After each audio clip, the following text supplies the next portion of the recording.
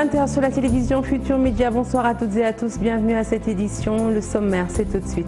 Khalifa Ababacar Sall boucle 2 ans à la prison de Rebeuss ce 7 mars 2019.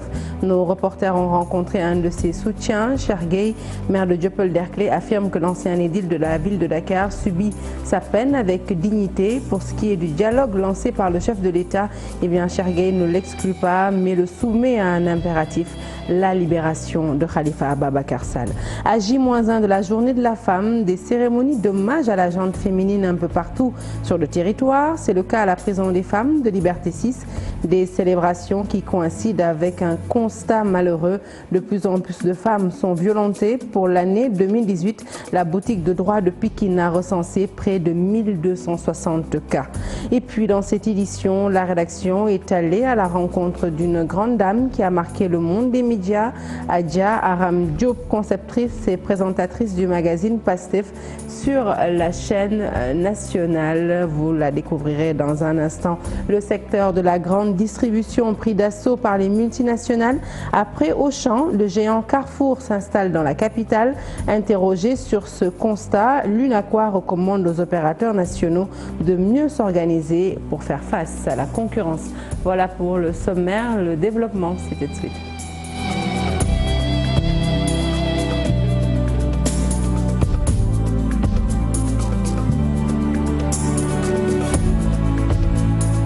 Bonsoir à tous. Un journal que nous ouvrons tout de suite avec Khalifa Ababacar Sall qui boucle donc ce 7 mars 2019 2 ans à la prison de Rebeuss. L'ancien député maire de Dakar est condamné à 5 ans de prison dans l'affaire dite de la caisse d'avance de Dakar. Retour sur son parcours et ses péripéties avec Chérif Dia. Le 7 mars 2017 ou le début de la chute de celui qui fut député maire de Dakar. Car entre-temps, Khalifa Ababacar Sall a presque tout perdu. Sa liberté mais aussi ses 2 mandats électifs. Révoqué de ses fonctions de maire de la ville de Dakar en août 2018, après que la cour d'appel a confirmé le jugement à première instance dans l'affaire de la caisse d'avance portant sur une somme d'1,8 milliard de francs CFA, Khalifa Sall sera ensuite radié de l'Assemblée nationale quelques semaines plus tard, au lendemain de sa condamnation définitive par la Cour suprême. Le ministère de la Justice qui a fait la demande auprès du bureau de l'Assemblée nationale invoque l'article 61 de la Constitution. Des déboires judiciaires ayant également constitué un frein à la candidature du leader de la coalition Tahaou Dakar à l'élection présidentielle. Pourtant, Khalifa Sall avait franchi le cap du parrainage, mais le Conseil constitutionnel a déclaré sa candidature irrecevable. L'ancien dignitaire du Parti socialiste, où il est exclu, avait saisi la Cour de justice de la CEDEAO qui l'a débouté. C'est par la suite qu'il a décidé de rejoindre la coalition IDI 2019 en soutenant la candidature de Idrissa Seck, arrivé 2e à la présidentielle derrière le président sortant Macky Sall, réélu le 24 février au premier tour. Grâce à une remontada à Dakar, fief de Khalifa Sall, habitant de Grand Yoff, quartier qui a aussi voté Macky Sall, soutenu par d'anciens khalifistes comme Moussa Sy, maire des Parcelles Assainies, mais aussi Banda Diop de la Patte d'Oie. Pendant ce temps, Bamba Fall de la Médina a préféré ne pas prendre position dans cette présidentielle. Cet anniversaire coïncide avec le début du 2e mandat du président Macky Sall qui, dans une interview à France 24 avant la présidentielle, n'avait pas écarté l'idée de gracier Khalifa Sall une fois réélu. Le président de la République, qui a récemment lancé un appel au dialogue, est donc attendu au tournant concernant la libération de Khalifa Sall, comme l'a suggéré le médiateur de la République, Alioune Badara Cissé.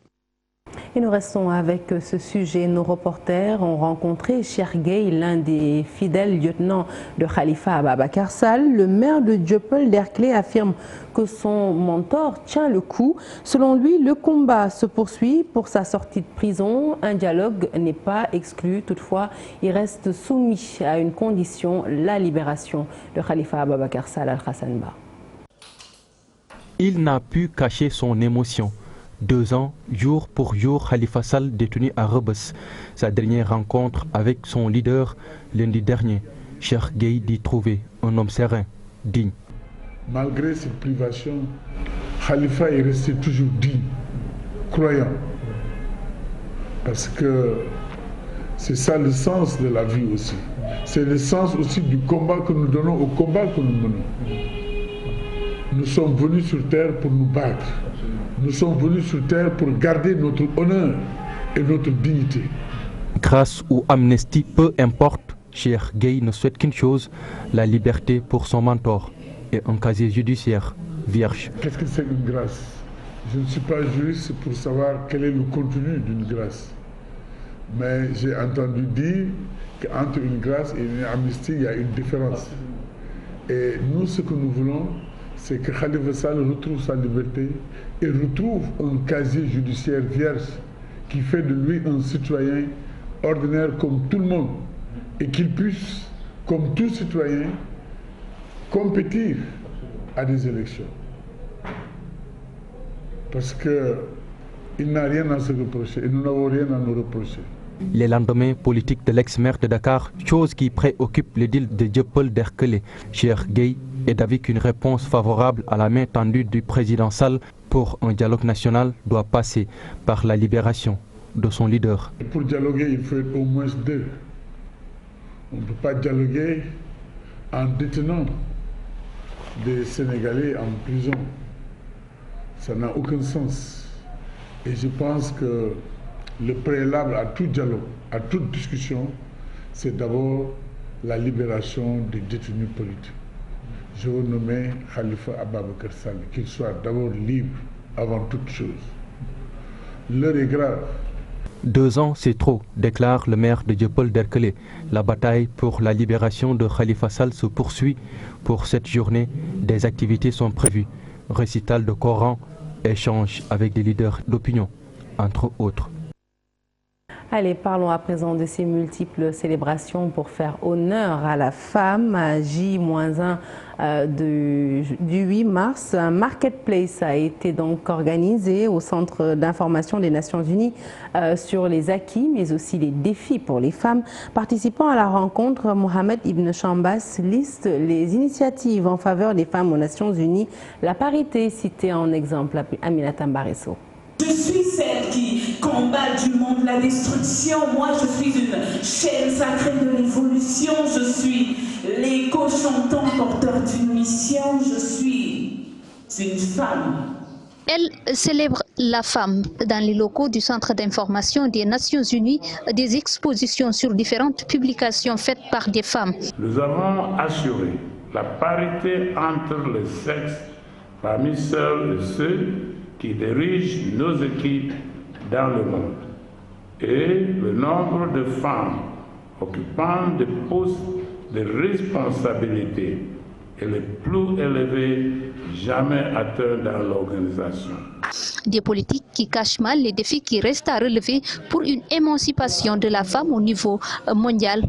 Nous devons continuer à ouvrir des fenêtres d'opportunités pour les femmes et les filles en matière de formation, d'accès à l'emploi productif et décent, de protection sociale, d'accès au crédit et aux services bancaires, d'accès à la propriété, à l'héritage et aux ressources naturelles, d'accès à la santé, à l'éducation et à la mise en place d'infrastructures sensibles au genre, pour ne citer que ces questions. Et si les tendances actuelles se maintiennent, il faudra 170 ans pour combler l'écart économique entre les sexes.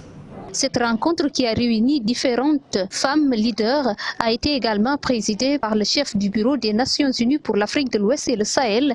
Des défis nombreux tels qu'une meilleure appropriation des femmes dans les instances de décision restent à relever au niveau des Nations Unies, mais également au niveau de la CEDEAO.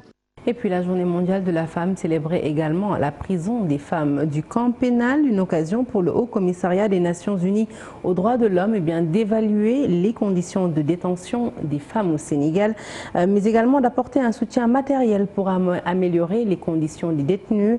Andréo Ori, responsable régional des droits de l'homme, que nous écoutons au micro de Koumba Madlo. Et on a choisi de fêter cette journée et ici à la prison parce que déjà en 2015 nous avons lancé une enquête, un rapport public sur la situation des droits des femmes dans les lieux de privation de liberté au Sénégal. Alors c'était 4 ans après. Nous avons voulu rappeler ces rapports et avec toutes les recommandations qu'il y avait dans les rapports et faire une évaluation d'état des lieux sur les améliorations qu'il y a eu dans les lieux de privation de liberté. Là, pas seulement pour relever les défis et les manquements qu'il y a, mais aussi en apporter un appui matériel et concret. Et à présent, toujours à propos de ce sujet, je vous l'annonçais donc en titre, la rédaction est allée à la rencontre de Aram Diop, militante de la cause féminine. Elle se réjouit de la féminisation des médias.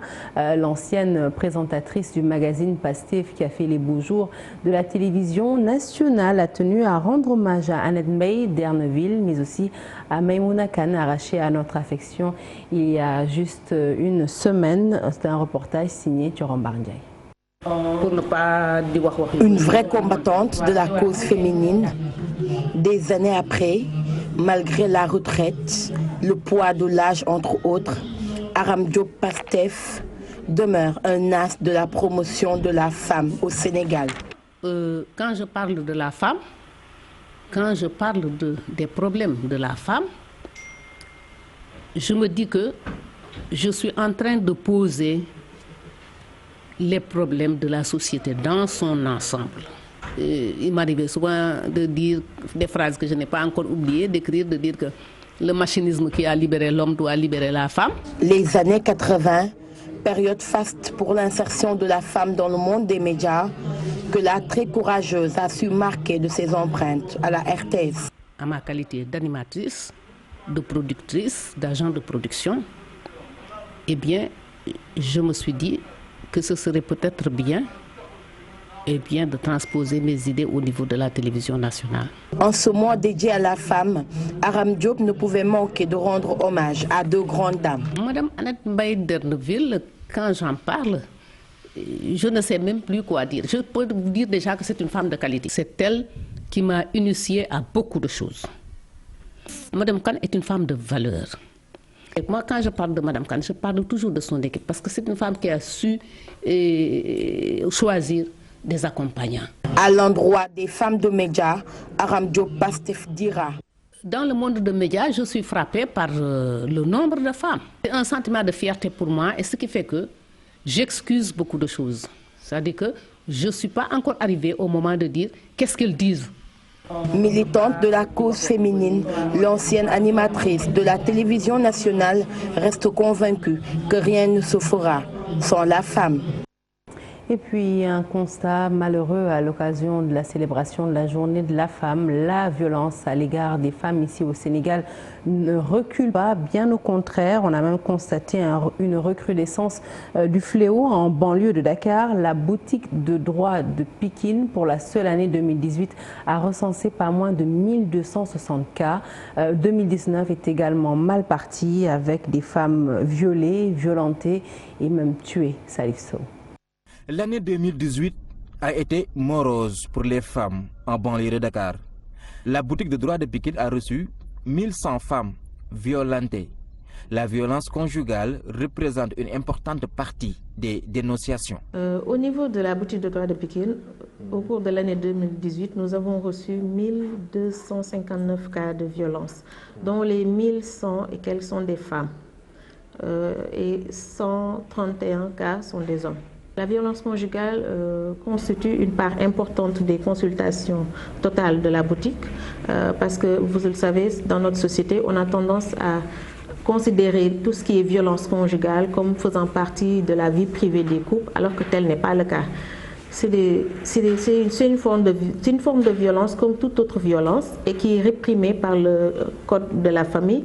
L'autre type de violence qui attire les attentions ici s'agit de la violence sexuelle.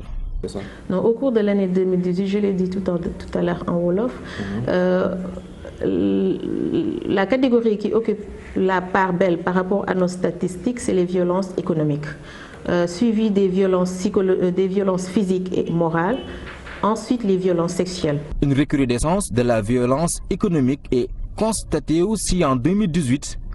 L'AGS, l'association des femmes juristes du Sénégal, invite les victimes à dénoncer les auteurs. Le message qu'on lance et qu'on continuera de lancer, c'est qu'il faut dénoncer. Il faut dénoncer pour qu'il y ait les sanctions.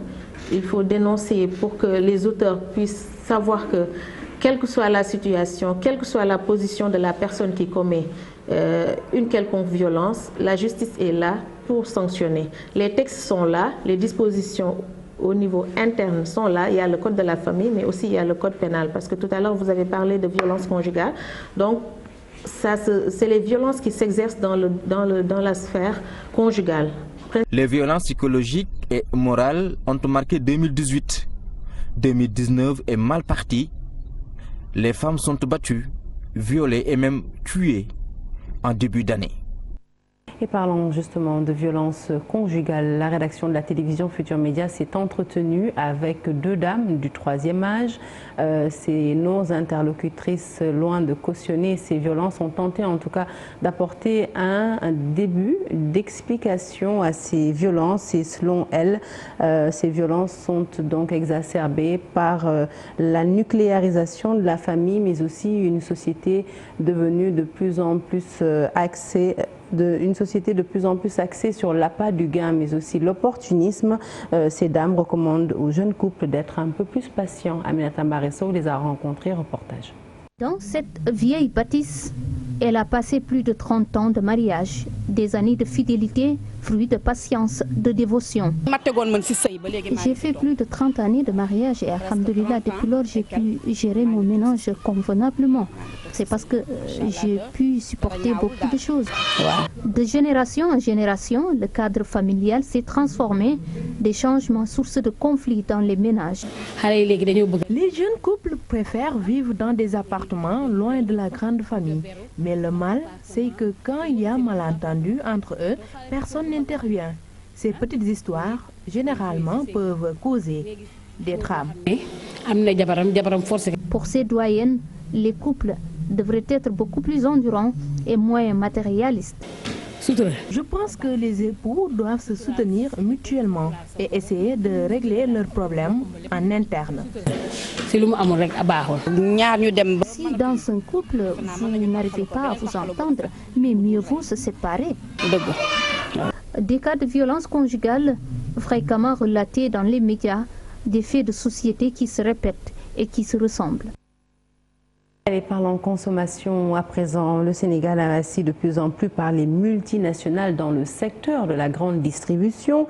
Après Auchan, Carrefour s'installe pour répondre aux besoins des consommateurs qui deviennent, il faut le dire, de plus en plus exigeants dès lors qu'il s'agit de trouver un produit à leur convenance.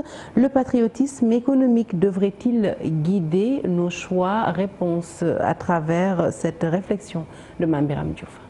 La grande distribution avance à pas de géant au Sénégal, un marché à saisir par les multinationales. L'enseigne Carrefour, pour viser la consommation de masse, fait son entrée. Et pour faire partie du quotidien du consommateur qui aura le choix de trouver le produit qui lui convient à des prix qui l'arrangent. Également face à une offre qui s'adapte dans les grandes surfaces. Les exigences du consommateur, justement, la demande forte et les critères économiques qui influent sur le revenu des populations sont des éléments clés dans l'étude de marché des grandes entreprises spécialisées dans la distribution. Ce qui fait certes des émules, mais à analyser du côté positif, encore fraîche dans nos mémoires, les campagnes contre l'implantation de Auchan, sa politique de prix et son rapprochement des populations jusque dans des zones où l'informel semblait délimiter son territoire. Hélas, les lois du marché et la libre concurrence auront eu gain de cause sur les nombreuses plaintes de diabolisation contre le géant français, épisode regrettable pour certains, fondé pour d'autres. Quoi qu'il en soit, le consommateur reste roi et libre, même si le patriotisme économique est souvent évoqué. Et concernant l'installation d'enseignes de grande distribution dans la capitale, Momad Cissé dira qu'on ne peut pas arrêter la mer avec ses bras. Le vice-président du l'UNACOIS estime que c'est aux opérateurs économiques sénégalais de mieux s'organiser et s'unir pour faire face à la concurrence. Je vous propose de l'écouter au micro de Lissa Prera. Auchan est là, Carrefour est là. Et nous sommes prêts à recevoir d'autres enseignes. L'essentiel, c'est de s'inscrire dans un décret en respectant les règles. Parce que le principe, c'est la liberté d'installation. Il suffit tout simplement de s'insérer dans un cadre bien établi et de respecter les règles, au bénéfice des consommateurs, bien sûr. Parce que les grands ensembles, mais c'est maintenant le monde globalisé qui nous impose cela. Si, par exemple, les commerçants sénégalais ne prennent pas la marche vers le Sénégal émergent, parce qu'on ne peut pas émerger en restant dans le circuit traditionnel. Les consommateurs sont de plus en plus exigeants. Mais c'est pourquoi Carrefour, Auchan attire les consommateurs. Vous voyez, normalement, quand vous rentrez dans une boutique, les prix doivent afficher. Rentrez dans une boutique du coin, est-ce que vous voyez que les prix sont affichés? Non. Et pourquoi? Le règlement l'exige cependant. Aujourd'hui, qu'est-ce que le commerçant sénégalais doit faire? Je salue vraiment l'initiative du PDG de la Sedima, Babacar Ngom, qui a essayé de regrouper certaines fortunes pour créer un grand ensemble, pour répondre, par exemple, aux demandes des consommateurs, ou répondre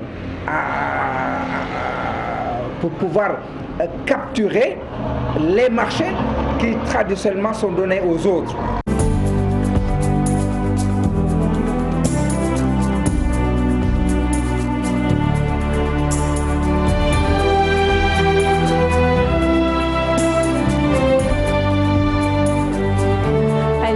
Des sports que nous ouvrons tout de suite avec la remise du drapeau spécial Olympiques par le ministre des Sports Matar Ba. La délégation sénégalaise devant se rendre aux Jeux Olympiques se dit très satisfaite de la prise en charge annoncée par le chef de l'État. Elle promet de porter au plus haut niveau le drapeau national au Qatar. Hassan Cham est directeur technique national de Spécial Olympiques. Il est au micro de Mamadou Fall.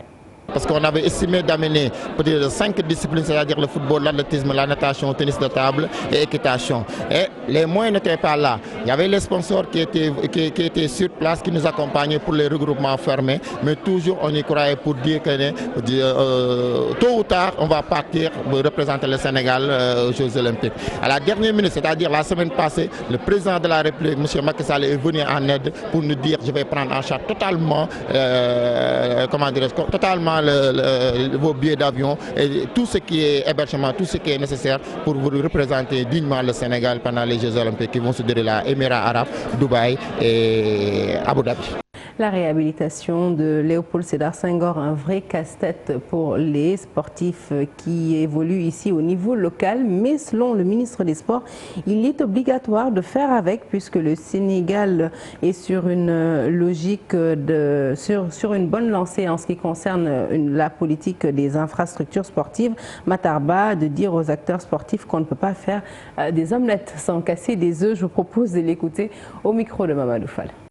Nous avons des techniciens, on a des réserves. Tant que les réserves ne sont pas levées à 100%, même si je suis sûr que ça va être fait, je préfère déclarer que nous sommes en train de lever. Quand ça sera fini et qu'on aura l'homologation, on appréciera avec la fédération, avec l'entraîneur, quel est le stade qui sera le meilleur pour recevoir le Madagascar. On ne peut pas faire des omelettes sans casser des œufs.